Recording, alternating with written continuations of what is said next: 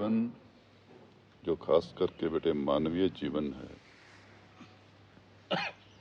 इसको कभी भी भोग जुनों से अपने आप को मापो तोलो ना।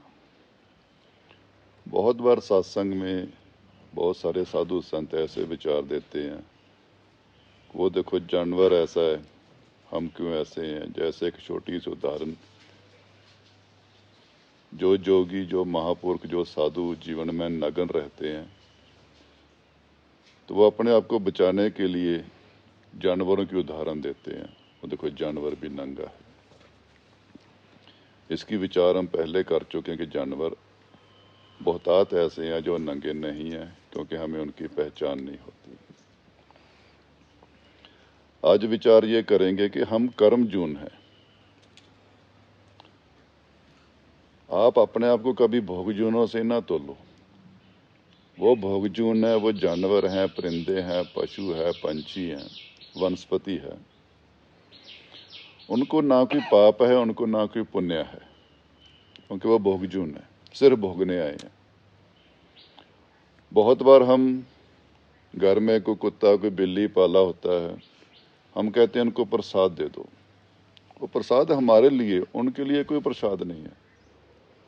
उनके लिए तो खाना है, आपने डाल दिया, आपने बोला ये प्रसाद है, पर उन्होंने प्रसाद समझ के तो नहीं खाया। वो उन्होंने तो खाना खाया जी, खाना दिया आपने।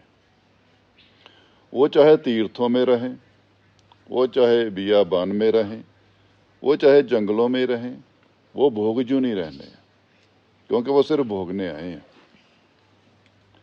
वो ईश्वर के अंतर्गत कह लो या ईश्वर की नज़र में है। हम हैं कर्मजून। हम भी ईश्वर की नज़र में हैं, पर हमारे ऊपर एक ईश्वर ने शर्त लगा रखी है कि बंदे, जैसे ही तू कौन? आत्मा। जैसे ही आत्मा मानव जीवन में जाएगी, तेरे साथ एक बात जुड़ जाएगी, वो है कर्म। आज से जो तेरा सफर है वो मेरी नजर में तो रहेगा, पर वो तेरी मर्जी से ही तू इनका चुनाव करेगा। क्यों? क्योंकि तेरे ऊपर एक कंडीशन लगी है, वो है कर्म जून की। जो आत्मा भटक रही थी, ये कर्म जून क्यों बनाई? ईश्वर ने उनको वापसी का रास्ता देने के लिए कर्म जून बनाई कि ये भटकी हुई जो आत्माएं हैं, ये वापस अपने घर को आ जाए। इतना बड़ा मौका दिया उसने, पर ईश्वर ने साथ ही एक और माया जाल बना दिया, जिससे छूटना कर्म जून के लिए बड़ा भारी हो गया और बहुत मुश्किल हो गया। आज हम देखें, समय का हिसाब लगा लो, चाहे उसको हम कलयुग कह देते, कोई सतयुग कह देता है, लेकिन ये माया का प्रभाव तो हर युग में ही रहा है। आपको त्रेता रहे, द्वापर रहे, कृष्ण का युग था, राम का युग था, माया का प्रभाव हर युग में रहा है। जिसकी उदाहरण है कि अगर श्री राम को वनवास मिला तो उसके पीछे कारण क्या था? माया, राज। अगर महाभारत हुई तो उसके पीछे वजह क्या थी? धन, माया। तो माया हर युग में ही अपना जलवा दिखाती रही है। आज हम अपने अंदर जाकर देखें, हर इंसान माया का इतना मुरीद बन गया है कि अगर वो ईश्वर की शरण, साधु की शरण, सत्संग की शरण में भी जाता है तो उसके दिलो दिमाग में एक ही चीज रहती है, माया, धन। कि मैं किस ढंग से कोई दान करके कोई उपाय मिलेगा मुझे, जहाँ कोई मंत्र मिलेगा, उसके मंत्र का जाप का एक ही मतलब दिमाग में रखा है कि मैं जल्दी से जल्दी धनवान बन जाऊं। हमारी मति के ऊपर, हमारी बुद्धि के ऊपर माया ने इतना ज्यादा असर कर रखा है कि हर रिश्ता, नाता, प्यार, मोहब्बत, संग साथ फीका हो गया है और कच्चा हो गया है। पति पत्नी के बीच में लड़ाई झगड़े हैं, पुत्र और बाप के बीच में लड़ाई झगड़े हैं, भाई भाई के बीच में लड़ाई झगड़े हैं, और इन झगड़ों की कहीं ना कहीं जाके वजह खोजो तो कहीं ना कहीं जाके एक ही निचोड़ निकलता है, धन, माया। इंसान अपने इस सफ़र को भूल गया कि मैं कर्म जून हूँ और मैं मुसाफिर हूँ। मैं यहाँ बसने के लिए नहीं आया, मैं यहाँ कमाने के लिए आया हूँ। वही कमाई की जो मति है, कमाई की जो सोच है, वही हमें सीधे और उल्टे रास्ते पर लेकर जाती है। अगर हमारे मन में सत कमाई का भाव बना रहे, सत्संग का रंग चढ़ा रहे, तो हम सीधे रास्ते पर चले रहते। इन्हीं कर्म जूनों के अंतर्गत चलते चलते, कर्म के अधीन चलते चलते हमारे मन में, हमारे जीवन में देखो, रोग, सोग और भोग जुड़े हुए हैं। हमारे जीवन में रोग जुड़े हुए हैं, सोग जुड़े हुए हैं, भोग जुड़े हुए, इनके पीछे दुख लगे हुए हैं। कुछ रोग ऐसे होते हैं बच्चों, जिनको हम देही रोग कहते हैं, जिनको बीमारियां कहते हैं, बीमार कहते हैं, वो होते हैं देही रोग। उनका इलाज हमें हॉस्पिटल में, डॉक्टर के पास, वैद्य हकीम के पास मिल जाता है। फिर उसके बाद आते हैं मानसिक रोग। मानसिक रोग में क्या है? काम है, क्रोध है, लोभ है, लालच है, अहंकार है। हमें अपने मानसिक रोगों के कारण ही हम अपने आध्यात्मिक जीवन से दूर हो जाते हैं। कर्म रोग तो आएगा, चला जाएगा, मानसिक रोग भी आएगा पर चल जाएगा। कुछ मानसिक रोगों को हम सोग बना लेते हैं, जिसकी एक कहूँ उदाहरण के तौर पर, आपके जीवन में कोई प्रिय मित्र, चाहे कोई रिश्ता, कोई संबंध आया, कोई बाप के रूप में, कोई माँ के रूप में, कोई भाई के रूप में, वो किसी कारणवश हमसे बिछड़ गया, जिसको कहते हैं मृत्यु होगी। वो एक रोग था, आया, खुशी थी, हमारे साथ चला हुआ था, जीवन में रंग थे, मौत हमारे हाथ नहीं थी, चला गया। वो एक रोग हमारे लिए दुख बन गया। लेकिन एक ध्यान रखना कि उस रोग का, उस दुख का थोड़ा समय है। वो दोनों चीजें समय के हिसाब से चले जाएंगी। लेकिन अगर हमने उस रोग को सोग बना लिया है, मन में बसा लिया है सोग, फिर उस रोग का, उस सोग का इलाज नामुमकिन है। हम सालों साल उसी सोग में डूबे रहते हैं, जिसके कारणवश ये बरसियाँ, ये चौरसियाँ, ये करते रहते हैं यादें, क्योंकि रोग आया था, चला गया, पर हम सोग में डूबे हुए हैं। अब हम ये भूल गए कि सोग का इलाज कहीं बाहर से नहीं आना, सोग हमें ही अपने भीतर से निकालना पड़ेगा, क्योंकि ये हमने ही जोड़ रखा है। दुख सुख, खुशियां, रोग आए और चले गए। ये नहीं कि आज हमारे जीवन में खुशियां हैं, कल को दुख नहीं आएंगे, और आज हमारे जीवन में दुख ही दुख है तो कल को सुख नहीं आएंगे। ये तो आना और जाना जीवन में लगा ही रहना है। जीवन का सुख में आनंद क्या है? खुशियां आ रही है तो उनको रस ना बनाओ, और चले गई हैं तो उनको सोग ना बनाओ। भोगने के लिए ये जितने रंग तमाशे आपके बाहर देख रहे, ये भोगने के लिए रब ने आपको दिए हैं, ये जुड़ने के लिए नहीं दिए। चाहे जीवन में साथी हैं, चाहे पत्नी के रूप में पति है, औलाद है, माँ है, बाप है, घर है, जमीन है, ये सारे सफर के ही साथी हैं और ये भोगने के लिए हैं। अगर आपके जीवन में खुशियां आ रही हैं तो भोगो, उनका आनंद लो, पर उनसे जुड़ो ना, उनको रस ना बना लो कि यही मेरे जीवन का रस है, इसके ऊपर की और रस ही नहीं है। ये रस सिर्फ शरीर के लिए है, और शरीर को ही आनंदित कर सकते हैं, शरीर को ही सुख दे सकते हैं, शरीर को ही खुशियां दे सकते हैं। ये रस कभी आपको संतुष्ट नहीं कर सकते, ये रस कभी आपको सुख, कभी आपको खुशियां नहीं दे सकते। ये रसों में कभी आपके लिए आनंद नहीं है। खुशियां आ रही हैं आपके मुकद्दर से आ रही हैं, आपकी किस्मत से आ रही हैं, आपकी रहमत से आ रही है, किसी गुरु पीर की बख्शिश से आ रही है। इनका रस उतना को लो कि ये आपके रस के ऊपर भारी ना पड़ जाए। आपको आपके खुद के रस की जो प्रेरणा कह लो, ताड़ना कह लो, तड़फ कह लो, उसको कभी भी फीका ना पड़ने दो। क्योंकि आप जब इस कर्म जून में आए थे तो आपको ईश्वर ने रस चका कर ही भेजा था, बच्चे ये रस है जिसकी खोज में तू अब कर्म जून के जरिए इस संसार में जा रहा है। ये रस मेरा है, तेरी आत्मा में ही छुपा है। इस रस के बिना तू रसहीन रहेगा। जितने मर्जी दुनिया के रस भोग लेना, राजा बन के, अमीर बन के, जितने मर्जी रस भोगते रहना, इस रस के बगैर तेरी मुक्ति नहीं होनी। आत्म रस के बगैर तुझे शांति नहीं मिलनी, आत्म रस के बगैर तुझे सुख खुशियां नहीं मिलनी। वो रस हमें चखाया गया था, तभी इस कर्म जून में हमें मानव जीवन में भेजा, इस रस की खोज कर। वो तभी मुमकिन है जब हम संसार की चीजों को रस नहीं भोग बनाकर रखेंगे बस, और भोग भी ऐसा कि जो दिमाग में ना बस जाए। भोग बस जितनी जरूरत के हिसाब से भोग रखोगे तो कहते हैं कभी भी तंगी नहीं आएगी। जिसको खाना ही कह लो, खाना अगर पेट के हिसाब से खाएं तो कभी बीमारी नहीं लगती। अगर मन और जुबान के हिसाब से खाएं तो बीमारियां हट रही नहीं, क्योंकि जुबान स्वाद की भूखी है, मन रंगों का भूखा है। पेट को तो जितना चाहिए उतना ही मांग रहा है, बस आधी रोटी चाहिए तो बस। लेकिन रोटी स्वाद बनी है, रोटी में वैरायटी बहुत है, तो जुबान तो लप लप करेगी। क्यों? क्योंकि वो रस में डूबी हुई है। कौन से रस में? स्वाद रस में।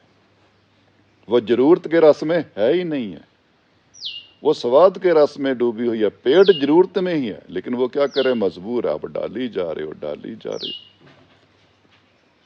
इसी तरह मन अगर जरूरत के रस को पहचान लेता है, लालच रस को छोड़ देता है, मोह रस को छोड़ देता है, तो मन अपने आप ही सत रस की तरफ मुड़ जाता है। लेकिन अभी मन जरूरत रस में नहीं, वो लालच के रस में डूबा हुआ है। धन जरूरत नहीं बनाया, धन लालच बना लिया। बहुत और अपने जीवन में देखो, अब धन की दौड़ में लगे रहता मानव। ईश्वर ने धन आपकी जरूरत बनाई है। बंदे तेरी जरूरत है, दुख में काम देगी, खुशियां भी इसकी वजह से तो ले सकेगा। पर आप अपने जीवन में एक ध्यान केंद्रित करना धन के ऊपर। क्या आपके धन की कमाई के पीछे जरूरत है कि यहाँ दिखावा है? बहुत सारे धन इसलिए कमाया जा रहा है कि मैं लोगों को दिखा सकूं। बहुत सारे धन की यही दौड़ है कि मैं दुनिया में अमीर दिख सकूं। बड़ी बड़ी गाड़ियां, बड़ी बड़ी कोठियां, बड़े बड़े मकान, बड़ी बड़ी जमीनें, अच्छे अच्छे कपड़े पहनने, वो जरूरत नहीं है। पर वो रस इतना ज्यादा हमने बढ़ा लिया कि हम लोगों को दिखाना चाहते हैं, लोगों को इम्प्रेस करना चाहते हैं, लोगों के ऊपर अपना प्रभाव रखना चाहते हैं कि मैं कितना अमीर हूं। अगर ये धन का रस इस दिशा में जा रहा है, वो जरूरत से आगे निकल गया है, वो लालच में चला गया है, और जब ये रस आगे बढ़ जाता तो बेटे फिर इसी के साथ ही पाप जुड़ जाते हैं। क्योंकि जरूरतें तो आप हक से, हलाल से, मेहनत से पूरी कर लोगे। अपनी खुशियां भी अपने हक से, हलाल से, मेहनत से अपने घर में ले आओगे। पर जो अब दिखावा आपके मन में आ गया है, ये दौड़ आपके मन में आ गई है अमीर बनने की नहीं, दिखने की, लोगों को दिखाने की जो दौड़ लग गई है, ये रोग अब सोग बन जाएगा। क्योंकि इस शाया ने कभी आपके हाथ नहीं आना, इस हवस ने कभी पूरे नहीं होना। क्योंकि जैसे जैसे आप ये दिखावे की दौड़ में बढ़ते जाओगे, दिखावा बड़ा ही बड़ा होता जाएगा और आप छोटे होते जाओगे। इतना दौड़ोगे, इतना दौड़ोगे, दिखावा कभी आपके हाथ नहीं आएगा। अंत थक हार कर इस संसार से निकल जाओगे। जरूरत और लालच, यही हमारे कहते हैं विचार की एक कहते धारा कि मैं देखूं ईश्वर ने मुझे ये जीवन दिया था, जरूरतों से सिमटा हुआ था। क्योंकि अगर आप सुखों को देखना चाहते हो, जरूरतों में सीमित हो जाओ, आज भी सुख ही सुख है। दौड़ में कभी सुख नहीं मिलना। आप सोचते हो शायद अमीर होके मुझे सुख मिल जाएगा, शायद बड़े घर बना के मुझे सुख मिल जाएगा, शायद मेरे पास अभी 2 कमरे हैं, 4 कमरों में शायद सुख मिल जाएगा। बेटे इससे अच्छा कहते अपने दादे परदादों के जीवन में चले जाना कि झोंपड़ी में सारा परिवार इकट्ठा बैठकर सुख मान लेता था। वो चूल्हे के ऊपर ही रोटी बनाकर सुख मान लेता था।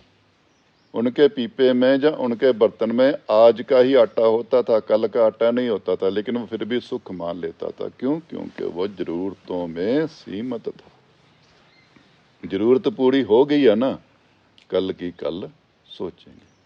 आज हम जरूरतों में है ही नहीं, आज तो हम लालचों में हैं, आज हम दौड़ में, हम ख्वाहिशों में हैं, और ये कभी भी संपूर्ण पूर्ण होनी ही नहीं। इसी दौड़ में इंसान थका हुआ है और फिर कहता मुझे चिंता बहुत है। इसी दौड़ में थक हार के इंसान कहता मुझे लड़ाई बड़ी है, मेरे घर में क्लेश बड़ा है। कभी सुकून से बैठ, कभी जरूरत में सिमट कर बैठ, इस दौड़ कर छोड़ के बैठ, ये दिखावे की दुनिया को छोड़कर बैठ। तेरे आसपास सुख ही सुख है बंदे, तेरे आसपास खुशियां ही खुशियां हैं बंदे, तेरे पास आनंद ही आनंद है। जो तुझे ईश्वर ने चीजें दे रखी हैं उनको भोग कर तो देख, उनका आनंद तो ले, उनके साथ कहते हैं मिलके तो चल। मैं कुछ नए रिश्तों की दौड़ में पुराने रिश्ते गवा देता हूँ, ज्यादा दौड़ने की दौड़ में थोड़ा गवा लेता हूँ। थोड़े में भी सुख है, जो आसपास रिश्ते हैं उनमें भी प्यार है, मोहब्बत है। मैं अपने इसी कहते रस को, अंदर के रस को बोकर बाहर के रसों में इतना लीन हो गया, इतना लीन हो गया कि मैं अपने आप से इतना दूर चला गया, इतना दूर चला गया। आज एक अपने अंदर सवाल करना, आपको दुनिया जानती है कि यह बंदा बहुत बड़ा है, आपको दुनिया जानती है कि इस बंदे की पहुंच बहुत है, आपको दुनिया जानती है कि इस बंदे का रुतबा बहुत बड़ा है, आपको सारा संसार पहचानता है। पर एक सवाल अपने ऊपर करना, क्या मैं अपने आप को जानता या पहचानता हूं? दुनिया तो मुझे जानती है पर वो आपको नहीं जानती, आपके सिर्फ रुतबे को जानती है। आप उस रुतबे को ही अपना जीवन मानकर बैठकर, दुनिया मतलब से आपकी चापलूसी कर रही है, आप उसी वाहवा में चले गए, दुनिया मेरी मानती है, क्योंकि आपको भी पता ही नहीं कि आप कौन हो, आपको भी पता ही नहीं कि मैं कैसा दिखता हूं।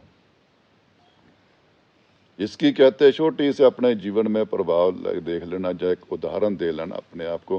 कभी एकांत से, कभी शांति से बैठकर अपने मन में अपनी मौत की एक सर्कल चला लेना। मौत, अपने शरीर को अलग करके अपनी आत्मा को अलग करके रख लेना ख्याल में। नहीं तो इसका कहते हैं जो मंजर आप सामने दूसरों को देखते हो मरते हुए, लाश किसी के आंगन में पड़ी है, उनके साथ रिश्ते नाते क्या व्यवहार कर रहे हैं, बस उसके बराबर अपने आप को लिटा लेना। वही देखना कि जो उसको रो रहे हैं मुझको भी रो रहे हैं, बस उसको उठा के लेके जा रहे हैं मुझको भी उठा के लेके चल जाएंगे। बस इतना कोई प्यार मोहब्बत है जमाने में, जमाने के दिल में, जमाने के आंचल में आपके लिए। तो किस रस में? जो रस मेरा था उस रस को मैंने अपने से अलग कर लिया। अब दूसरी तरफ आता है रोग।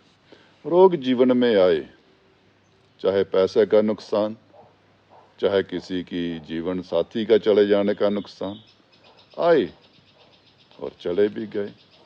रोग आए अपने समय के हिसाब से आए, पर हमने उनको सोग बना लिया। जिस तरह वो खुशियां जरूरतों में थी पर हम रसों में लीन हो गए, इसी तरह रोग चले गए पर हम सोग में ही कहते डूबते चले गए। सारा जीवन उसी सोग में, सोग में, सोग में ही दिन ब दिन क्या जी बरसी आ गई। वो क्या था? सोग था। फिर 484 वो कहता सो क्या, क्योंकि आप उस दुख का संग छोड़ना ही नहीं चाहते। आप उस दुखों को अपने जीवन से निकालना ही नहीं चाहते। दुख तो आया था अपने समय के हिसाब से, 2 दिन का, जहां ज्यादा है या 2 हफ्तों का, चला गया। लेकिन आपने सोग बना लिया उसको, और उस सोग का पीड़ा अपने मन में इतनी बसाली कि अब आपको आसपास अपने कुछ भी अच्छा लगता है, उसी सोग में डूबे रहते हो, उसी सोग में डूबे रहते हो। उस सोग से उबरने की ही जिंदगी है आपकी। ईश्वर कहता है बंदे मैंने तुझे खुशियां भी दी है, मैंने तुझे दुख भी दिए है, मैंने तुझे सुख भी दिए हैं, चलो मान लिया मैंने दिए, पर इनमें बहना। खुशियां दी है तो उनको भोग, उनमें बहना। दुख दिए तो उनको सह, उनको सोग ना बना। रस अपने भीतर के रस कहते, अगर सबसे बड़ा दुख सोग ना बना विजोग, जिस तरह तुझे इस संसार में किसी के बिछड़ने का दुख तुझे सोग बना लिया, किसी के मरने के दुख को तूने सोग बना लिया, ये क्यों बोल गया कि तू अपने ईश्वर से बिछड़ा हुआ है, उस कहते रोग को विजोग बना, सोग नहीं विजोग। तेरा जीवन उस विजोग में चला जाए, उस विजोग को महसूस करे, अपने मालिक की कहते दूरी को, जिसको कहते मरने से, तू किसी के मरने से दुख रो रहा है, वो तो जाने वाला चला गया, पर खुद है तू तो खुद बिछड़ा हुआ है। जब उस मालिक के कहते बिछड़ने को हम विजोग बनाएंगे, तो वो जो विजोग है बेटे हमें सत्य रस की तरफ ले जाएगा, जिसको कहते हैं वैराग। जब हमारे मन में वैराग, सिर्फ एक ईश्वर का, एक मालिक का, कोई इच्छा नहीं, कोई खुशी नहीं, कोई अब गम भी नहीं, तो वो हमें अपने आप ही सत्य रस की तरफ ले जाएगा। और सत्य रस को हासिल करना ही मानव जीवन का एकाएक उद्देश्य है। वो सत्य रस कहीं बाहर से नहीं, कहीं दूर से नहीं, कहीं आपसे अलग नहीं, वो भीतर ही समाया हुआ है, जिसको दुनिया के कहते दो रंगों की मैं उदाहरण देता हूं। आपके हाथ में बहुत अच्छा गुलदस्ता है फूलों का, लेकिन वो फूल है नकली, लेकिन दिखने में असली है, बिल्कुल हूबहू। एक गुलदस्ता है, दिखने में बिल्कुल वो असली फूलों जैसा है, पर वो असली है नहीं। ध्यान पूर्वक देखना कि वो जो फूल इतने सुंदर है ना, वो मेरी आंखों को तो आकर्षण दे रहे हैं, पर मेरे नाक को प्रभाव नहीं कर रहे, मतलब कि उनके अंदर खुशबू नहीं है, मेरे अंदर को प्रभावित नहीं कर रहे, क्योंकि इनके अंदर जो गुण होना चाहिए वो मेरे नाक के जरिए, खुशबू के जरिए मेरे अंदर जा ही नहीं रहा। इनमें आकर्षण बहुत है, पर इनका जो आकर्षण है मेरी आंखों तक है। इनका जो अंदर का गुण है, क्योंकि इनके अंदर गुण है ही नहीं, इसलिए वो मेरे अंदर को प्रभावित नहीं कर रहे। दूसरी तरफ आपके अंदर चाहे थोड़ा मुरझाया फूल है, पर है असली, मुरझाया फूल है पर है असली, वो आपकी आंखों को आकर्षण नहीं दे रहा, क्योंकि मुरझा गया बेचारा। उसको मलना, थोड़ा सा हाथों में दबाना, रगड़ना, वो आपके नाक को आकर्षण देगा, उसके अंदर क्योंकि गुण है खुशबू भरा, वो आपके अंदर चला जाएगा। वो मरा हुआ भी, मुर्दा हुआ, मुरझाया हुआ फूल भी थोड़ा सा उसको छुओगे ना, तो वो आपके अंदर जाने की ताकत रखता है। थोड़ा सा उसको दिल से सूंघना, जोर लगा के, वो आपके अंदर चला जाएगा। लेकिन वो जो आकर्षण वाले फूल, जितना मर्जी सूंघना, जितना मर्जी सूंघना, उनके अंदर, आपके अंदर जाने की ताकत नहीं है। यही बच्चों आपको जीवन में झूठ और सत्य की पहचान करनी पड़ेगी। झूठ और सत्य, सत्याकर्ष, झूठ कहते आकर्षण देता है आपको, लेकिन आंखों को देगा आकर्षण। जैसे ये कोठियां, ये मकान, ये गाड़ियां, आंखों को आकर्षण देता है, सुंदरता, पर वो मेरे अंदर नहीं जा रहा, वो मुझे नहीं तृप्त कर सकता। मेरे मन तक है, मेरी आत्मा को ये तृष्णा, मेरी आत्मा की तड़फ है, ये नहीं बुझा सकता। अगर मैंने अपने अंदर किसी को ले जाना, तो मुझे सत्य गुण अपनाना पड़ेगा। इसी को मैं अगर दूसरी भाषा में ले जाऊं, ऐसे साधु संत भी बहुत हैं जो दिखावे से आपकी आंखों में तो आकर्षण बन जाते हैं, पर आपके अंतरात्मा को वो तृप्त नहीं कर सकते, क्योंकि उनका पहरावा बहुत अच्छा है, उनका डेरा बड़ा आकर्षण बड़ा है, उनके आगे पीछे बड़ा आकर्षण बना के रखा हुआ, उन्होंने माहौल बना के रखा हुआ, वो आपकी आंखों को आकर्षण दे देता है। आप उसी आंखों के आकर्षण में ही बह जाते हो, पर भूल जाते हो कि आंखों तक ही अगर आकर्षण है तो ये मेरी आत्मा की भूख नहीं मिटा सकते। मुझे वो चाहिए जो मेरी आत्मा को तृप्त कर सके, जो मेरे अंदर जा सके। इन्हीं बातों से सीखो। जो बोल, जो वाणी, जो सीख आपके अंदर तक नहीं जा रही, सिर्फ कानों का आकर्षण है, जो आंखों का आकर्षण है वो आपको कभी भी सद्बुद्धि नहीं देगी, वो आपको कभी भी सुधार आपका नहीं करेगी। इसलिए सत्संग में बैठना और बात है, सत्संग को सुनना और बात है, पर सत्संग को अमल में लाना वो और बात है। बैठने को बहुत दुनिया बैठेगी, सुनने को बहुत दुनिया बैठे सुनेगी, लेकिन अमल वही बेटे, जब तक वो खुशबू मेरे अंदर नहीं जा रही, मैं सत्संग सुनता हूं पर मेरे अंदर नहीं जा रही, मैं बोलवाणी सुनता हूं पर मेरे अंदर नहीं जा रही, तब तक उस खुशबू का एहसास, उस खुशबू का आनंद, उस सतरस का आनंद हम नहीं ले पाएंगे। फिर पहली बात पे आता हूं बेटे, सोग। अब इनसे आगे निकलते हैं बेटे रोग। एक थे देही रोग, एक थे मानसिक रोग। मानसिक रोग, क्रोध बना लिया, अहंकार बना लिया, लोभ बना लिया, लालच बना लिया। इसी में भी देखो, इन रोगों में भी आपने सोग बना लिया। किसी कारणवश क्रोध किसी से भी हो गया, वो एक रोग था। आप दोनों, किसी दो जनों के बीच में लड़ाई, मन मुटाव, झगड़ा हो गया, वो था रोग। किसी ने गलत बोल लिया, वो था एक रोग। किसी ने गलत सुन लिया, वो था एक रोग। लेकिन आपने सोग बना लिया। सोग कैसा? ईर्ष्या वाला। ईर्ष्या वाला आपने सोग बना लिया। इसी तरह काम भी सोग बना लिया, अहंकार भी सोग बना लिया, क्रोध भी सोग बना लिया। ये जिंदगी में हमेशा ध्यान रखो, रोग आएंगे, रोग जाएंगे। चाहे शारीरिक रोग है, चाहे मानसिक रोग है, ये आएंगे जाएंगे। पर अगर मैं इनको सोग बना के जुड़ा हुआ हूं तो मुझे इलाज की बहुत जरूरत है, क्योंकि मैं सोग रस में डूब चुका हूं, सोग जहर में कह लो डूब चुका हूं। इसी तरह रस, अगर मेरे आसपास धन है, संपत्ति है, लेकिन मैं जरूरतों में सीमित हूं, मैं इनको भोग ही रहा हूं, इनको रस नहीं बनाया मैंने, तो मैं सही चल रहा हुआ हूं। अगर ये मेरे रस बन गए, मेरे जीवन का यही मकसद बन गए हैं, मेरे जीवन में यही धन संपत्ति कमाना ही बाकी रह गया है, तो मुझे इलाज की जरूरत है। मेरी बुद्धि गलत दिशा में जा रही है, मेरी मत गलत दिशा में जा रही है, ये मुझे खुद अपने न्याय के साथ चलना पड़ेगा कि मेरी दिशा कौन सी चली हुई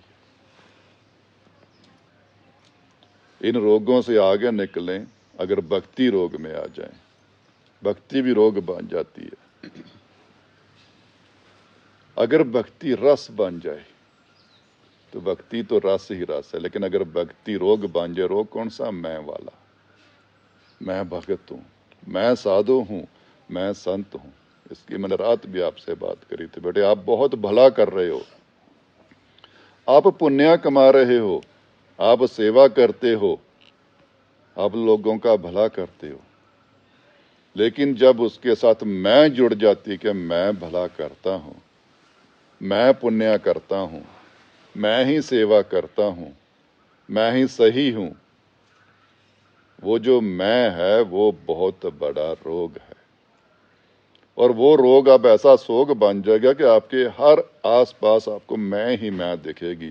छोटी छोटी बातों में आपको मैं ही घेरते रहोगे। मैं सही हूं, मैंने जो कह दिया वही सही है, मेरी सुना करो, मेरा काम करने का ढंग सही है, मेरा बोलने का ढंग सही है, मेरा जो न्याय वही सही है, मेरा हुक्म ही सही है। आपके इर्द गिर्द एक मैं ही एक रोग दायरा बना लेगा। उस दायरे में आपको ऐसा लगेगा कि बस मैं ही सही हूं। वो तो क्या है, एक कमरे में बंद आपने अपने आप को कर लिया, आपको अब बाहर की दुनिया दिख ही नहीं रही, इसलिए आपको लगता है कि मैं ही सही हूं, मैं ही सही हूं, मैं ही सही हूं। उस मैं का दायरा तोड़ो, बाहर निकलो, आपसे भी सियाने हैं। और सियाने की बेटे यही मति है, वो कभी मैं नहीं कहता। अगर किसी सियाने को पहचानना है आपके इर्द गिर्द, चाहे व्यापारी में, चाहे पैसे में, अमीर ये नहीं कहेगा कि मैं अमीर हूं, धनवान ये नहीं कहेगा कि मैं धनवान हूं, सियाना ये नहीं कहेगा कि मैं सियाना हूं, साधु ये नहीं कहेगा कि मैं ही संत हूं। नहीं, संत हैं बहुत हैं, सियाने हैं बहुत हैं, अमीर हैं बहुत हैं। ये मैं का रोग, ये हमें सत्य रास्ते से कभी भी मिलने नहीं देगा। इसलिए बच्चों ये ध्यान रखो, सत्संग का मतलब है उपचार, दवा, इलाज। रंग बाद में चढ़ेगा, सुख बाद में आएगा, आनंद बाद में आएगा, पहले अपना इलाज। इलाज तभी मुमकिन है जब हमें अपनी बीमारियों का पता हो। हर मानव को अपनी बीमारियों का पता है बच्चों, कोई मानव इतना अनजान नहीं है। सबको पता है मैं गलत हूं कि मैं सही हूं। बस ये मैं का दायरा तोड़ कर देखो, ये अहंकार का दायरा तोड़ कर देखो, ये क्रोध का, लोभ का, लालच का, काम का, ये 5 बीमारियों का दायरा तोड़ कर देखो, फिर अपने अवगुण दिखेंगे। लेकिन अगर इन्हीं दायरों के भीतर समाये हुए काम के अंदर हो, क्रोध के अंदर हो, अहंकार के अंदर हो, लोभ के अंदर, लालच के अंदर, तो कभी भी अपने रोगों से रूबरू नहीं हो पाओगे। अपने रोगों को सुख बनाओगे कि नहीं यही सही है। अपने जहर को ही अमृत समझते रहोगे, ये अमृत है। अपने नाश होने वाले काल को ही अपना समा, अच्छा समा समझते रहोगे, ये तो अच्छा समय है, पर वो आपको नाश करी जा रहा है। जो विचार, जो सीख, जो समझ आपको इंसान न रहने दे, जो कर्म आपको शैतान बना दे, जो कर्म आपको हैवान बना दे, जो कर्म आपको आपके परिवार से दूर कर दे, अहंकारी बना दे, कामी बना दे, क्रोधी बना दे, लोभी बना दे, लालची बना दे, समझ लेना वो कर्म ही नहीं, वो कुकर्म है। बस मेरे बिगड़े हुए मन को, मेरे लालची मन को, मेरे रस में डूबे हुए मन को वो कर्म लग रहा है, वो कर्म है नहीं। सत्संग अपनाने का बच्चों पहले यही कि अपने रोगों से लड़ो। क्या मेरे अंदर क्रोध है? क्या मेरे अंदर ईर्ष्या है? क्या मेरे अंदर नफरत है? मेरे अंदर भेदभाव है, जातिवाद है? जो भी आपको रोग लग रहे, पहले इन रोगों से लड़ो, इन अवगुणों से लड़ो। क्योंकि जब तक ये रोग जीवित है, ये अवगुण जीवित है, सत्संग आप तक पहुंचने ही नहीं देंगे। ये शब्द आप तक जाएंगे पर अमल नहीं करने देंगे, ये इनको रस नहीं बनने देंगे। ये शब्द सिर्फ शब्द ही रह जाएंगे, कानों तक रह जाएंगे, या फिर कानों से घूमकर सीधा जुबान पे आ जाएंगे। क्या कानों से सुना, जुबान से दूसरों के लिए मैं सीख बनाने शुरू कर दिया, पर मेरे अंदर अमल इसका कुछ भी नहीं। शब्द बच्चों तब असरदार है, कानों से अंदर जाएं, मन में समाए, अमल में आए, फिर जो अमल से आपके अंदर विचार पैदा हो, वो दूसरों के लिए सीख बनते हैं। वो पढ़ के तो बेटे सारे ज्ञानी बने बैठे हैं, वेद ग्रंथ पढ़ पढ़ के तो सब ही ज्ञानी बने बैठे हैं। अमल से कितने ज्ञान में आए हो और ज्ञान पे कितना अमल है, ये दोनों विचार करने की जरूरत है। क्या हम जो सुन रहे हैं, जो हम सीख रहे हैं, ये अमल का ज्ञान है? और जो हमें सिखा रहा, जो हमारा आगू, जो हमारा गुरु है, क्या उस गुरु का इस ज्ञान पे अमल भी है? ये आपके देखने की विधि है। ये ना हो कि उसके पास ज्ञान तो बहुत है पर अमल नहीं है उसका खुद का ही ज्ञान के ऊपर। उसको समझ बहुत है पर अमल नहीं है। और अमल के बिना इल्म ने कभी भी फल देना नहीं है। और अमल नहीं, आपके अमल मतलब कर्म नहीं, कर्म नहीं तो हमें कर्म जून दिया भी कर्म, और कर्म से ही हमारा ये सफर खत्म होना है। इसलिए बच्चों हम हमेशा अपने गुणों से ना कभी गिनती में जाओ। गुण है तो अच्छी बात है, गुण कहीं जाने नहीं आपके, ना छुपाने की जरूरत है, ना ढकने की जरूरत है, ना सुनाने की जरूरत है, ना वो उन्होंने आपके लिए सजा बनना है। सजा किसने बनना? अवगुणों ने। तो लड़े किससे? अपने अवगुणों से। अपनी गलतियों से लड़ो। आज महसूस हो जाए, एक ध्यान रखो, कई बार मैं सत्संग में सुनने को कई बार मुझे मिलता है, किसी को दारू पीने का लत होती या आदत होली, किसी को मीट खाने की, उसको पता होता है ये बुरी है, पता होता है, पर वो क्या कहेगा, बस थोड़ा सा समय मैं ले लूं, फिर इसको छोड़कर फिर मैं सत्संग में आ जाऊं। ये तो मूर्खता है। जब तुझे पता है कि ये बुरा है तो बुराई को तो तत्काल छोड़ देना चाहिए ना। तू सोच रहा है कि थोड़ा समय, इसका मतलब तू समय से बड़ा है। तुझे पता है कि तेरे पास अभी समय बचा है, तू तो मौत को जीत चुका है। तुझे पता कि मेरे पास अभी 2 साल 5 साल है, क्योंकि साल दारू और पी लूं, साल को और मीट खा लूं, फिर चल जाऊंगा सिमरन में। जब पता लग गया कि मेरे अंदर ये बुराई है, चाहे वो निंदा की, चाहे वो चुगली की, चाहे वो चोरी की, चाहे वो हेरा फेरी की, चाहे वो छल की, कोई भी बीमारी, कपट की, धोखे की, जब आपको एहसास हो जाए, एहसास होना बहुत बड़ी बात है बच्चों, अपनी गलती का, अपने गुनाह का, अपने पापों का एहसास होना बहुत बड़ी बात है, बहुत बड़ी रहमत है। अगर ये एहसास होना शुरू हो जाए तो फिर कर्म कमाओ, अब उसको टालो ना। अब एहसास को अमल में ले आओ। उसने एहसास दिला दिया, ईश्वर ने एहसास दिला दिया, अब अमल तो आपने करना है ना। किसी भी तरीके से एहसास हो गया, नहीं ये शराब छोड़नी चाहिए, पर अभी मैं छोड़ नहीं रहा, इसका मतलब क्या, एहसास है पर अमल नहीं हो रहा। अभी पता है मीट छोड़ना चाहिए, छोड़ दूंगा, एहसास है पर अमल नहीं है। इसी तरह झूठ, निंदा, चुगली, लालच, एहसास है कि नहीं छोड़ दूंगा, पर छोड़ना नहीं चाहता, या छोड़ नहीं रहा, या छूट नहीं रहा, इसका मतलब क्या, अमल में अभी ये चीजें नहीं है। और जो अमल में नहीं है वो कभी भी असर में नहीं आएगी। अमल ने असर दिखाना है बेटे, चाहे सत्संग ले लो, चाहे सिमरन ले लो, चाहे सेवा ले लो। आपको पता है मेरे अंदर बुराई है, छोटे छोटे ईश्वर ने बड़े उपकार किए हमारे ऊपर। कहते हैं मन मैला है ना, तो मन को सेवा में लगा दे, निर्मल हो जाएगा। मन मैला है, पता लग जाए कि मेरा मन मैला है, इसमें बुरे विचार हैं, इसमें लालच है, उस मन को सेवा में लगा दे, तन को नहीं। बहुत बार पता होता है कि मन मैला, पर सेवा में हम तन और धन लगाते हैं, मन लगाते नहीं। मैला तो मन है ना, धन मैला है ना, तन मैला है। ना आपका तन मैला है, ना आपका धन मैला, मैला तो मन है। अगर पता है मन मैला है तो मन को सेवा में लगा दो। पता है मेरे हिस्से में पाप है, गुनाह है, सजा बाकी है, तब अपनी आत्मा को सिमरन में लगा दो। ईश्वर ने उपकार ही उपकार हमारे ऊपर दिशा ही दे रखी हर के ऊपर। बेटे मन मैला है तो मन को सेवा में लगा दे, मन निर्मल हो जाएगा। पाप किए हैं, मैल तेरे अंदर, अब पाप नहीं है। गुनाह किए हैं लेकिन अब तेरे अंदर मैल है।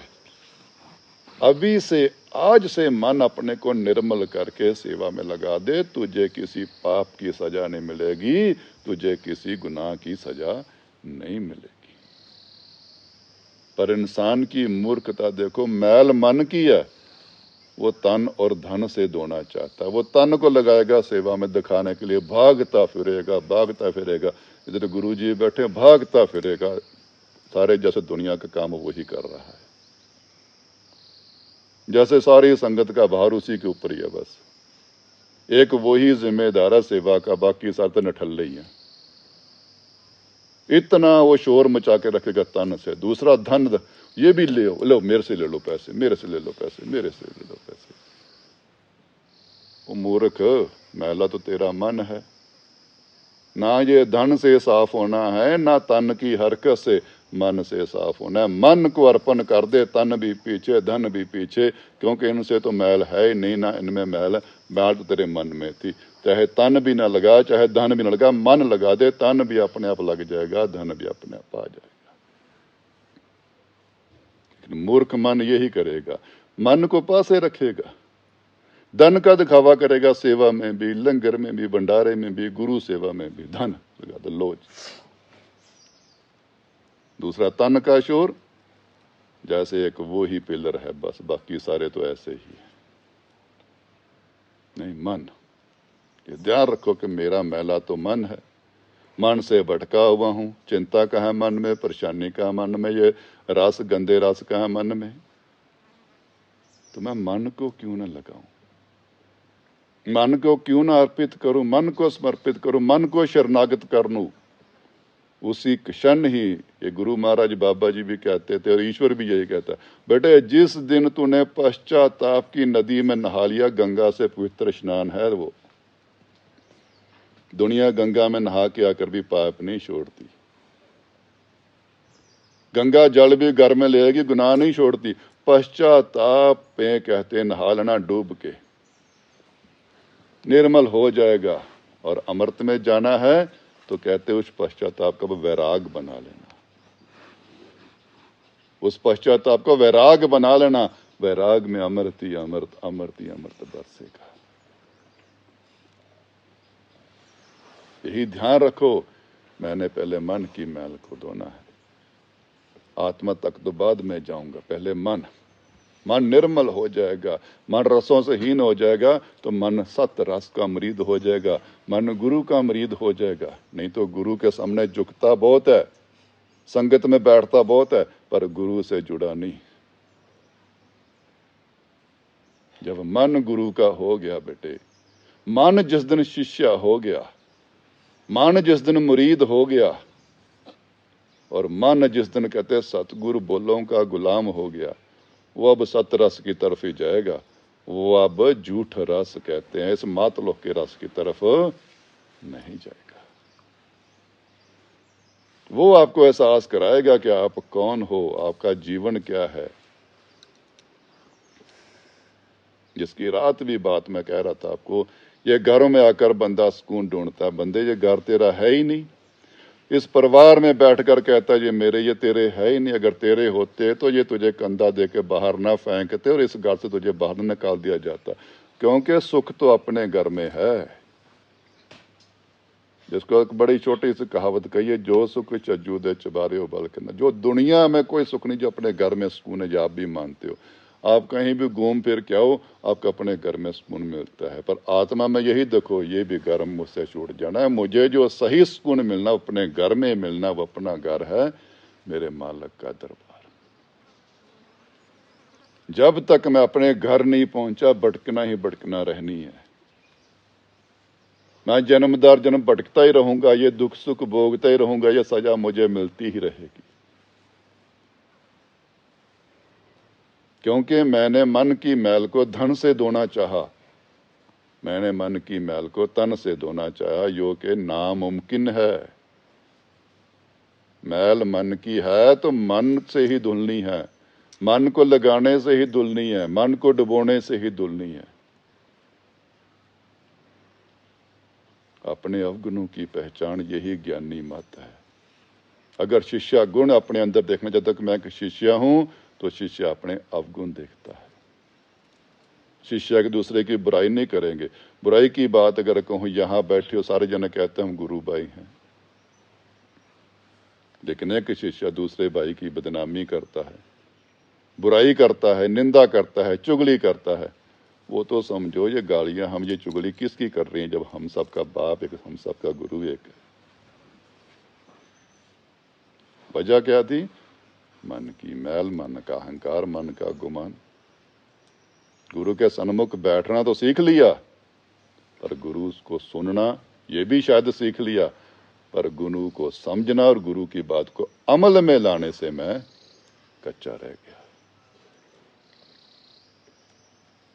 सुना बहुत, गुरु के सामने बैठा बहुत, पर गुरु को सुन के समझ और समझ से अमल। और बच्चों, जब तक सत्संग आपका अमल नहीं बना, सीख जब तक आपकी अमल नहीं बनी, चाहे दुनिया के वेद ग्रंथ शास्त्र पढ़ते हो, वो जब तक आपके जीवन में अमल ही नहीं बने, उन्होंने कभी भी आपके ऊपर असर नहीं देना। और असर के बिना इलाज नामुमकिन है। कोई दवाई असर करे तभी इलाज होता है।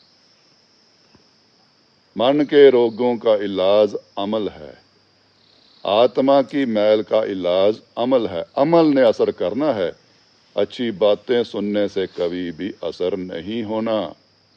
दुनिया भर में कहते जीवन भर सत्संग सुनो, कीर्तन सुनो, अच्छी अच्छी बातें सुनो, जो मर्जी करो, कहा था राम राम करता सब जग फिरे राम न पाया जाए। क्योंकि बातें मेरी कानों में तो है पर मेरे अमल में नहीं है। सत्संग मेरे कानों में तो है पर मेरे अमल में नहीं है। चाहे गीता, बाइबल, कुरान कहते, गुरबानी मेरे कानों में तो है, मेरे घर में भी है, कीर्तन चला रहता है, गुरुद्वारे में भी है, मंदिर में भी है, मस्जिद में भी है, गिरजे में भी है, डेरे में भी है, पर जहां इसको होना चाहिए मेरे अमल में नहीं है। अच्छी बात अमल में नहीं है, सत्संग मेरे अमल में नहीं है, और अमल के बिना बच्चों असर कभी भी होना नहीं है। इसलिए जीवन को चुनो। जीवन कौन सा? शरीर जीवन चुनोगे, इसको मौत ने ढा ही लेना है। चाहे कोई अमीर है, चाहे कोई साधु है, चाहे कोई संत है, चाहे कोई फकीर है, चाहे कोई चोर है, मौत ने आकर इसको छीन ही लेना है। जीवन को चुनो जिसमें मौत नहीं है, उस जीवन में जाओ जिसमें मृत्यु नहीं है। और आपको तो मौत कभी आती ही नहीं है, क्योंकि आप ईश्वर का अंश हो, आप अजय हो, आप अमर हो, आत्मा अमर है। आपको तो मौत आती ही नहीं है। किस बात का भय लेकर बैठे हो कि मैंने मर जाना? आप मर ही नहीं सकते। भय क्यों है मरने का? क्योंकि मैंने अपने जीवन को पहचाना नहीं है, मैंने अपने आप को जाना नहीं है। मैं तो अमर हूं, क्यों घबरा रहा हूं मौत से? मुझे तो मौत आनी नहीं, मैं क्यों डरता हूं मौत से? क्यों? क्योंकि मुझे अपने जीवन का ख्याल ही नहीं है, ज्ञान ही नहीं है, समझ ही नहीं है। वो ज्ञान, वो ख्याल, वो समझ क्यों नहीं आया? क्योंकि मैंने सत्संग सुना बहुत, मैंने सिमरन सुना बहुत, पर मैंने अमल नहीं किया। हर घड़ी, हर कदम, हर श्वास जीवन में ये अमल बनना चाहिए बच्चों। अमल ने असर करना है, नहीं तो जीवन भर सत्संग सुनते रहो, घर में करवाते रहो, कीर्तन करवाते रहो, भजन करवाते रहो, कहाँ होना? अमल के बिना नामुमकिन है। इसलिए बच्चों, सत्संग जागरूकता है जो हमें जगाए, जो हमें रीतों का, रिवाजों का, धर्मों का, मजहब का गुलाम बनाए, डर बनाए हमारे भीतर, वो सत्संग नहीं है। सत्संग वो है जो हमें जागरूक करे, एक ईश्वर का संदेश दे, एक ईश्वर के प्रति जागरूक करे, इन रीति रिवाजों के प्रति नहीं। एक ध्यान रखना, सत्संग जागरूकता है कौन सी? ईश्वर के प्रेम की, ईश्वर के डर की नहीं। अगर ईश्वर का डर है तो जागरूकता भी पूरी नहीं हुई। ईश्वर का प्रेम आना चाहिए मन में। और किस ईश्वर का? जो ईश्वर है, जिसने हमें बनाया है, जिसको हम बना रहे हैं, बाजार से खरीद के ला रहे हैं, वो ईश्वर नहीं है। अपने बनाए रीति रिवाज नहीं है। एक मालिक का जो रीत और रिवाज है, उस ईश्वर की समझ आए, जो निराकार है, जो अजन्मा है, जो असीमित है, जो इन रसों से परे है।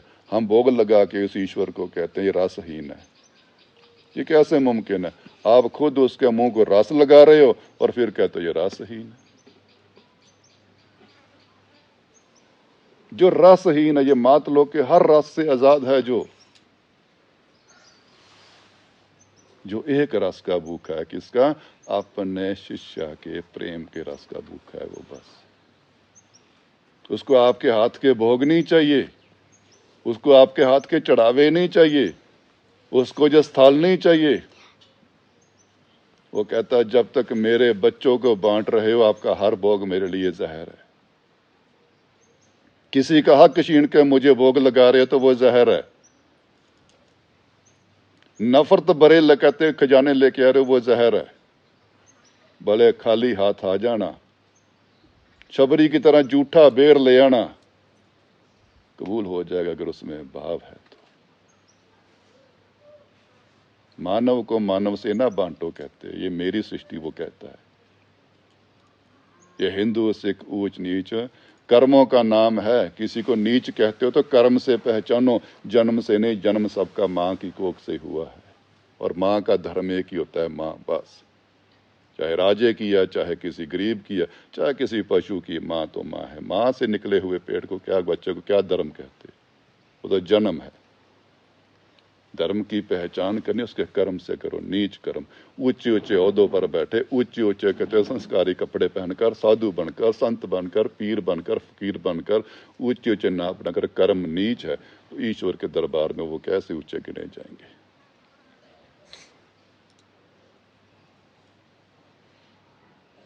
जन्म से कोई जात नहीं। इसलिए बच्चों, मालक को चाहो।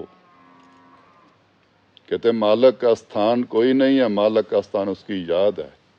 स्थल में जाकर ढूंढते हो मालक को, क्यों आपके घर में नहीं है?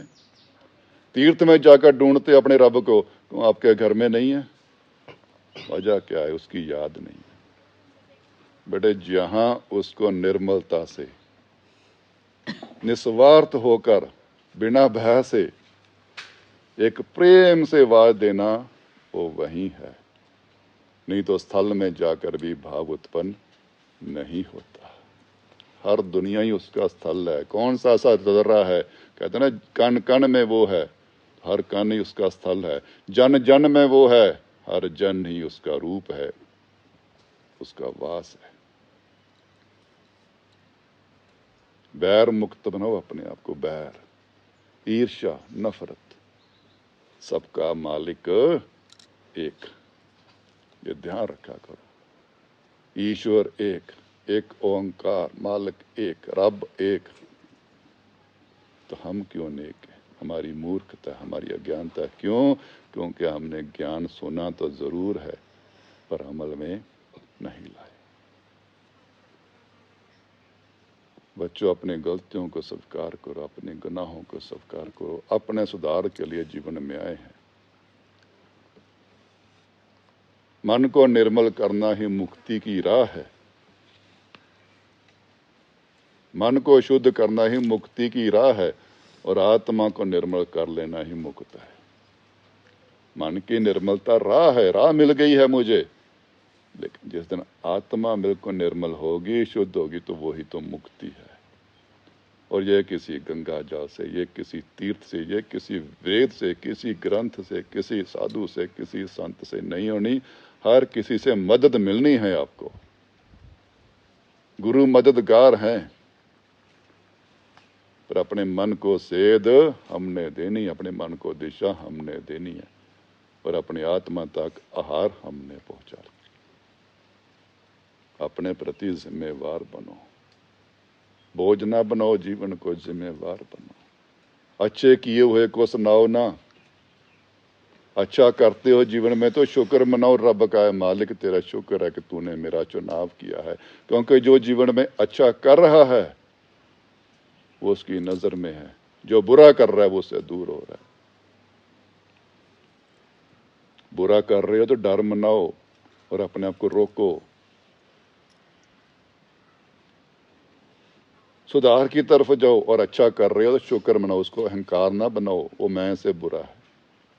शुक्र मनाओ, मालिक और दे मुझे अच्छा। मालिक सेवा मुझसे और करवा, और अपनी सेवा करवा, ना धर्म की, ना मजहब की, ना जरूरत की, ना इच्छा की, ना किसी डर की, ना स्थल की। तेरी सेवा करूं मैं, तेरी सेवा। अपने रूबरू हो जाओ अपने आप के। सिमरन को समय दो, साधना को समय दो। प्यार के लिए जिंदगी छोटी है, नफरत कहां से आ जाती है? इबादत के लिए जिंदगी छोटी है, गुनाह कहां से आ जाते हैं? प्यार करोगे, प्यार दोगे तो प्यार ही मिलता रहेगा। सत्या बांटोगे तो सत्या की राह मिलती रहेगी। इबादत बांटोगे तो बेटे इबादत मिलती रहेगी। अपने जीवन को पहचानो। आज जीवन में मिले हुए दुखों का कभी किसी को दोष ना दो। ये खुद के ही बोए हुए। और आज जीवन में सुख आ रहे तो इसका रहमत करो, ये अहंकार ना बना लो ये भी मेरे। सुख तो उसकी रहमत है बच्चों, सुख तो उसकी बख्शिश है, सुख तो उसकी खुशी है।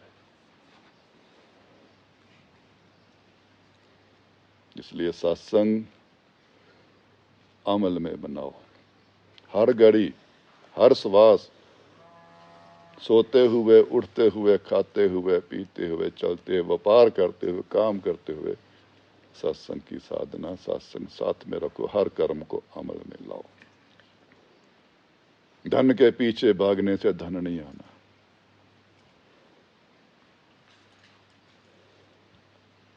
धन के पीछे भागने से कर्म जरूर चला जाएगा।